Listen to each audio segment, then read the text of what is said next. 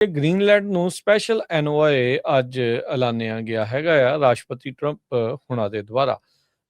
ਇਸ ਦੇ ਕਰਕੇ ਡੈਨਮਾਰਕ, ਗ੍ਰੀਨਲੈਂਡ ਜੋ ਡੈਨਮਾਰਕ ਦੇ ਅੰਡਰ ਆਉਂਦਾ ਹੈਗਾ ਆ, ਉਹ ਖਾਸੇ ਜਿਹੜੇ ਗੁੱਸੇ ਦੇ ਵਿੱਚ ਆਏ ਹੈਗੇ ਨੇ।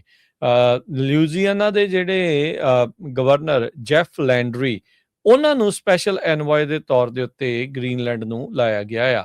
ਗ੍ਰੀਨਲੈਂਡ ਦੇ ਉੱਤੇ ਅਮਰੀਕਾ ਦੀ, ਟਰੰਪ ਹੁਣਾਂ ਦੀ ਨਜ਼ਰ ਇਸ ਐਂਗਲ ਤੋਂ ਵੀ ਹੈ ਵੀ ਉੱਥੇ ਬਹੁਤ ਜ਼ਿਆਦਾ ਜਿਹੜੇ ਰੇਅਰ ਅਰਥ ਮਿਨਰਲਸ, ਇੱਦਾਂ ਦਾ ਜਿਹੜਾ ਸਮਾਨ ਬਹੁਤ ਆ, ਜੋ ਕਿ ਇਵੈਂਚੁਅਲੀ ਆਉਣ ਵਾਲੇ ਸਮੇਂ 'ਚ AI ਦੀ ਜਿਹੜੀ ਰੇਸ ਆ, ਆਰਟੀਫਿਸ਼ੀਅਲ ਇੰਟੈਲੀਜੈਂਸ ਦੀ ਰੇਸ 'ਚ ਜਿਹੜੀਆਂ ਚਿਪਸ ਬਣਾਉਣੀਆਂ ਆ, ਉਹਨਾਂ ਦੇ ਲਈ ਉਹ ਜਿਹੜੇ ਧਾਤੂਆਂ ਦੀ ਬਹੁਤ ਜ਼ਿਆਦਾ ਜ਼ਰੂਰਤ ਰਹੇਗੀ। ਡੈਨਮਾਰਕ ਦੇ ਅੰਡਰ ਆਉਂਦੇ ਗ੍ਰੀਨਲੈਂਡ ਦੇ ਵਿੱਚ ਜਦੋਂ ਸ਼ੁਰੂਆਤ 'ਚ ਆਏ ਸੀ ਰਾਸ਼ਟਰਪਤੀ ਟਰੰਪ, ਉਹਨਾਂ ਨੇ ਕਿਹਾ ਸੀਗਾ ਵੀ ਅਸੀਂ ਇਸ ਦੇ ਉੱਤੇ ਇੱਕ ਹਿਸਾਬ ਦੇ ਨਾਲ ਆਪਣੇ ਅਧੀਨ ਕਰ ਲੈਣਾ ਆ, ਤੇ ਗ੍ਰੀਨਲੈਂਡ ਵਾਲੇ ਵੀ ਇਸ ਚੀਜ਼ ਤੋਂ ਗੁੱਸੇ ਦੇ ਵਿੱਚ ਆਏ ਸੀ। ਉਪ ਰਾਸ਼ਟਰਪਤੀ JD ਵੈਂਸ ਉੱਥੇ ਜਦੋਂ ਗਏ ਸੀ, ਕੋਈ ਉਹਨਾਂ ਦਾ ਕੋਈ ਸਵਾਗਤ ਜਾਂ ਇੱਦਾਂ ਦੀ ਚੀਜ਼ ਨਹੀਂ ਹੋਈ। ਉਹਨਾਂ ਨੂੰ ਬੇਸਿਕਲੀ ਖੁੱਡੇ ਲਾਈਨ ਲਾ ਕੇ ਜਿਹੜਾ ਉਹ ਰੱਖਿਆ ਗ੍ਰੀਨਲੈਂਡ ਵਾਲਿਆਂ ਨੇ।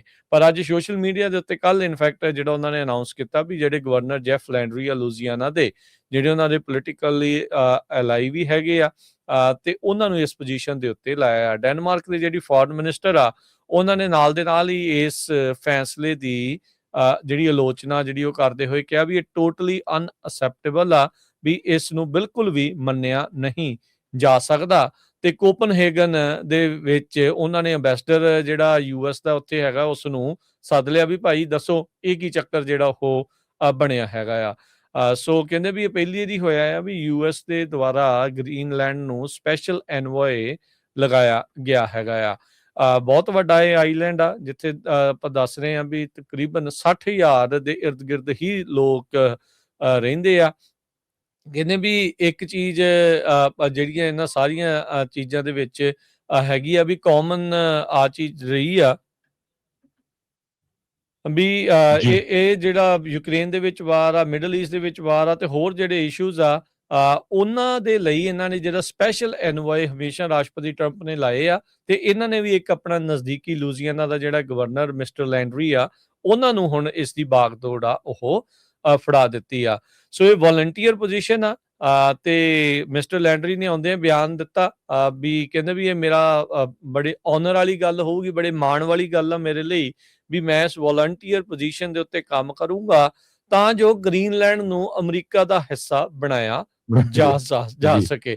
ਸੋ ਇੱਕ ਵਾਰੀ ਬੇਸਿਕਲੀ ਟਰੰਪ ਹੋਣ ਵਾਲੀ ਜਿਹੜੀ ਬੋਲੀ ਆ ਮਿਸਟਰ ਲੈਂਡਰੀ ਵੀ, ਗਵਰਨਰ ਲੈਂਡਰੀ ਵੀ ਜਿਹੜੇ ਉਹ ਬੋਲੇ ਆ ਗ੍ਰੀਨਲੈਂਡ ਨੂੰ ਅਸੀਂ ਅਮਰੀਕਾ ਦੇ ਅੰਡਰ ਜਿਹੜਾ ਉਹ ਲੈ ਆਉਣਾ ਆ। ਸੋ ਹੁਣ ਦੇਖੋ ਅੱਗੇ ਹਰਜੋਤ ਸਿੰਘ ਜੀ ਕੀ ਬਣਦਾ ਹੈ। ਪਰ ਜਿਹੜੇ ਡੈਨਮਾਰਕ ਦੇ ਪ੍ਰਾਈਮ ਮਿਨਿਸਟਰ ਉੱਥੋਂ ਦੇ ਹੈਗੇ ਨੇ ਜਿਹੜੇ ਫੈਡਰਿਕਸਨ, ਤੇ ਗ੍ਰੀਨਲੈਂਡ ਦੇ ਜਿਹੜੇ prime minister Jens Frederik Nielsen, ਉਹਨਾਂ ਨੇ ਸਾਂਝੀ ਸਟੇਟਮੈਂਟ ਜਾਰੀ ਕੀਤੀ ਆ।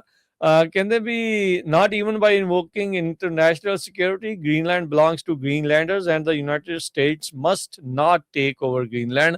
ਵੀ ਤੁਸੀਂ ਕਬਜ਼ਾ ਨਾ ਕਰ ਲਿਓ ਗ੍ਰੀਨਲੈਂਡ ਦੇ ਉੱਤੇ, ਚਾਹੇ ਜਿਹੜਾ ਮਰਜ਼ੀ ਚੀਜ਼ ਤੁਸੀਂ ਜਿਹੜੀ ਕਹੋ ਵੀ ਸਾਡਾ ਭਵਿੱਖ ਸਾਡੇ ਹੱਥ ਦੇ ਵਿੱਚ ਹੋਣਾ ਜਿਹੜਾ ਉਹ ਚਾਹੀਦਾ ਆ। ਸੋ ਗ੍ਰੀਨਲੈਂਡ ਦੇ ਉੱਤੇ ਜਿਹੜੀ ਨਜ਼ਰ ਆ ਉਹ ਜਦੋਂ ਤੇ ਸਹੁੰ ਚੁੱਕੀ ਆ ਉਦੋਂ ਤੋਂ ਹੀ ਰਾਸ਼ਟਰਪਤੀ ਟਰੰਪ ਦੀ ਹੈਗੀ ਆ। ਤੇ ਹੁਣ ਉਸ ਨੂੰ ਆਪਣਾ ਹਿੱਸਾ ਬਣਾਉਣ ਖਾਤਰ ਗਵਰਨਰ ਲੈਂਡਰੀ ਲੂਜ਼ੀਆਨਾ ਦੇ, ਉਹਨਾਂ ਦੀ ਹੱਥ ਜਿਹੜੀ ਉਹ ਬਾਗਡੋਰ ਆ ਉਹ ਫੜਾਈ ਗਈ ਹੈਗੀ ਆ। ਯੂਰਪੀਅਨ ਕਮਿਸ਼ਨ ਨੇ ਵੀ ਐਕਸਪ੍ਰੈਸ ਕੀਤਾ, ਕਹਿੰਦੇ ਵੀ ਅਸੀਂ ਪੂਰੀ ਸਪੋਰਟ ਕਰ ਰਹੇ ਹਾਂ ਡੈਨਮਾਰਕ ਦੀ ਇੰਟੈਗ੍ਰਿਟੀ ਜਿਹੜੀ ਆ ਕਿੰਗਡਮ ਆਫ ਡੈਨਮਾਰਕ ਦੀ, ਇਹ ਇਸੇ ਤਰ੍ਹਾਂ ਸੋਵਰਨ ਆ ਤੇ ਇਸੇ ਤਰ੍ਹਾਂ ਹੀ ਰਹੂਗੀ। ਪਰ ਇੱਕ ਸਟ੍ਰੈਟਜਿਕ ਲੋਕੇਸ਼ਨ ਆ ਬਹੁਤ ਵੱਡੀ, ਗ੍ਰੀਨਲੈਂਡ ਦੇ 57,000 ਲੋਕ ਆ ਸਾਰੇ ਉਸ ਮੁਲਕ ਦੇ, ਤੇ ਇੰਡੀਪੈਂਡੈਂਟ ਬਣ ਗਿਆ ਸੀ ਉਹ ਡੈਨਮਾਰਕ ਤੋਂ।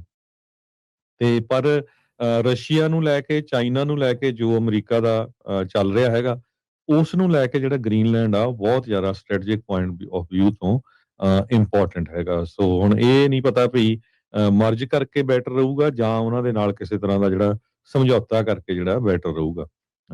ਤਿੰਨ ਗਵਰਨਮੈਂਟ ਦੇ ਜਿਹੜੇ US ਦੇ ਆਫੀਸ਼ੀਅਲਸ ਆ, ਪ੍ਰੈਜ਼ੀਡੈਂਟ ਟਰੰਪ ਉਹਨਾਂ ਦੇ ਕਲੋਜ਼ ਹੈਗੇ ਆ, ਉਹਨਾਂ ਨੇ ਇਹ ਕਿਹਾ ਆ ਵੀ ਅਸੀਂ ਟਰਾਈ ਕਰ ਰਹੇ ਹਾਂ ਵੀ ਗ੍ਰੀਨਲੈਂਡ ਦੇ ਕਿਹੜੇ ਲੋਕਾਂ ਨਾਲ ਜਿਹੜੇ ਜਾਂ ਇਲੈਕਟਡ ਆਫੀਸ਼ੀਅਲ ਗੱਲਬਾਤ ਕਰਕੇ ਇਸ ਨੂੰ ਜਿਹੜਾ ਆ ਇੱਕ ਤਰ੍ਹਾਂ ਦੇ ਨਾਲ ਅਮਰੀਕਾ ਦਾ ਜਿਹੜਾ ਹਿੱਸਾ ਬਣਾਇਆ ਜਾਵੇ। ਤੇ ਜਨਵਰੀ ਦੇ ਵਿੱਚ ਕੋਪਨਹੈਗਨ ਨੇ $2 ਬਿਲੀਅਨ ਜਿਹੜਾ ਦਿੱਤਾ ਸੀ ਮਿਲਟਰੀ ਪ੍ਰੈਜ਼ੈਂਸ ਦੇ ਲਈ ਆਰਕਟਿਕ ਰੀਜਨ ਦੇ ਵਿੱਚ। ਸੋ ਇਹ ਜਿਹੜੀ ਸਿਚੁਏਸ਼ਨ ਆ ਗ੍ਰੀਨਲੈਂਡ ਨੂੰ ਲੈ ਕੇ ਬਣੀ ਹੋਈ ਹੈਗੀ ਹੈ।